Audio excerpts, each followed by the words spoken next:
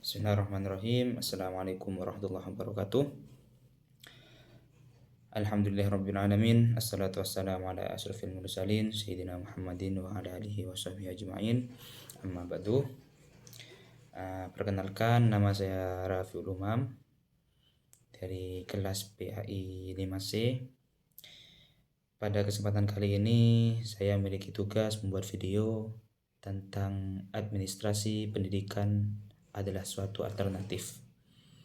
Yang pada kesempatan kali ini matkul kita adalah administrasi dan supervisi yang diampuh oleh Bapak dosen kita, yakni Bapak Fikri Farihin. Lanjut pada pembahasan.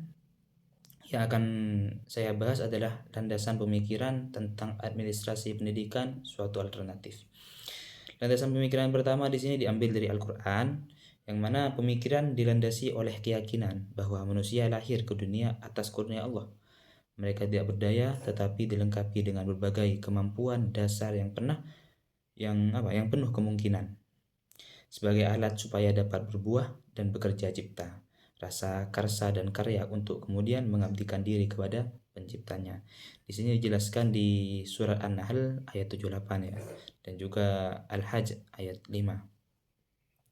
Dan juga banyak di sini ada juga Al-Alaq ya, di ayat 1 dan sampai 5. Ada juga hadis riwayat Abdul Bar ya, dan nasihat Luqmanul Hakim kepada putranya Imam Al-Ghazali pada tahun 1983.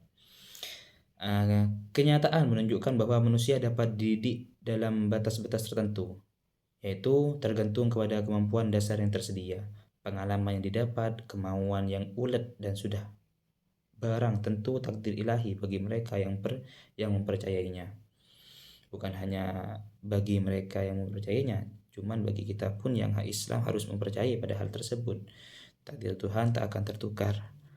Namun demikian, manusia tetap harus berusaha dengan takwa dan ilmu, amal dan ibadah, dan barang siapa yang berikhtiar dengan seksama dan disertai dengan doa yang ikhlas, insya Allah Tuhan akan memberikan manusia hidup yang berbahagia lahir dan batin, dunia dan juga dan akhirat. Di sini ayatnya adalah surah Ar-Radduh ayat 11 ya, dan juga surah Ar-Rum ayat 30, Az-Zariyah itu ayat 56. Ilmu pendidikan adalah ilmu yang mempelajari proses mempengaruhi antara peserta didik dengan pendidik dalam berbagai situasi. Dalam berbagai situasi pendidikan untuk mencapai tujuan pendidikan.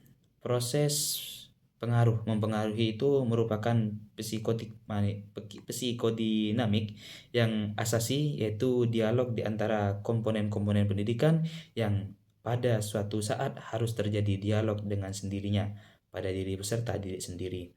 Kemudian ia dapat bertindak lain atas keputusan dan tanggung jawab sendiri atau disebut hidup mandiri, baik secara pribadi maupun sosial. Hidup mandiri itulah yang menjadi tujuan pendidikan, yang bukan hanya menerima apa yang didapat, tetapi bagaimana berbuat untuk dirinya dan sesamanya supaya hidup lebih baik.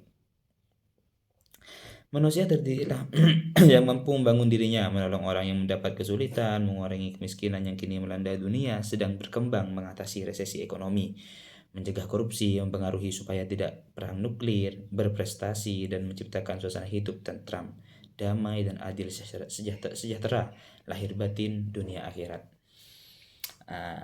Ilmu pendidikan sebagai ilmu mempunyai ciri hakiki, yaitu ilmu normatif, berbuat dan tidak dapat melepaskan diri dari pandangan hidup ilmu. Pendidikan sebagai seni sangat bertatan dengan profesi kependidikan yang secara formal telah maju di Indonesia. Hal ini dilihat pada keputusan pemerintah yang tertuang dalam surat keputusan Menteri Pendidikan dan Kebudayaan pada di sini 12 bulan 11 tahun 1979, yang kemudian disempurnakan dengan surat keputusan nomor 124 11 1979, atau di sini ada keputusan juga nomor 211 A1 pada tahun 1982. Dalam keputusan itu digariskan bahwa di Indonesia ini hanya terdapat 2 profesi besar, yaitu profesi non kependidikan dan profesi kependidikan.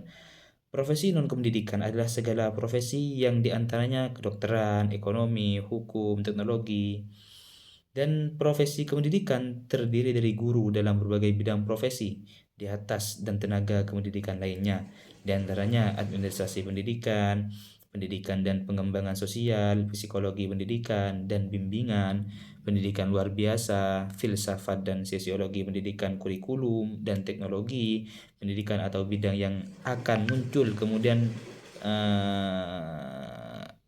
ya atau bidang yang akan muncul kemudian. Kemajuan kedudukan formal itu merupakan suatu tonggak sejarah yang harus diisi bila ilmu pendidikan tidak mau disebut telah mati. Jadi kita tuh harus memajukan apa formal-formal yang ada di pendidikan. Jadi harus dimajukan, bukan hanya diam di tempat.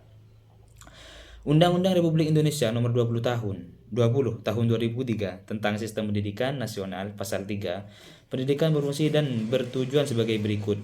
Pendidikan nasional berfungsi mengembangkan kemampuan dan membentuk watak serta peradaban bangsa yang bermartabat dalam rangka mencerdaskan kehidupan bangsa. Bertujuan untuk berkembangnya potensi peserta didik agar menjadi manusia yang beriman dan bertakwa kepada Tuhan Yang Maha Esa, berakhlak mulia, sehat, berilmu, cakap, kreatif, bukan cakap ya, cakap, kreatif, mandiri, dan menjadi warga negara yang demokratis serta bertanggung jawab. Nah, seperti itu. Mungkin hanya ini yang bisa saya sampaikan. Kurang lebihnya mohon maaf. Ihdinas siratal mustaqim. Wassalamualaikum warahmatullahi wabarakatuh.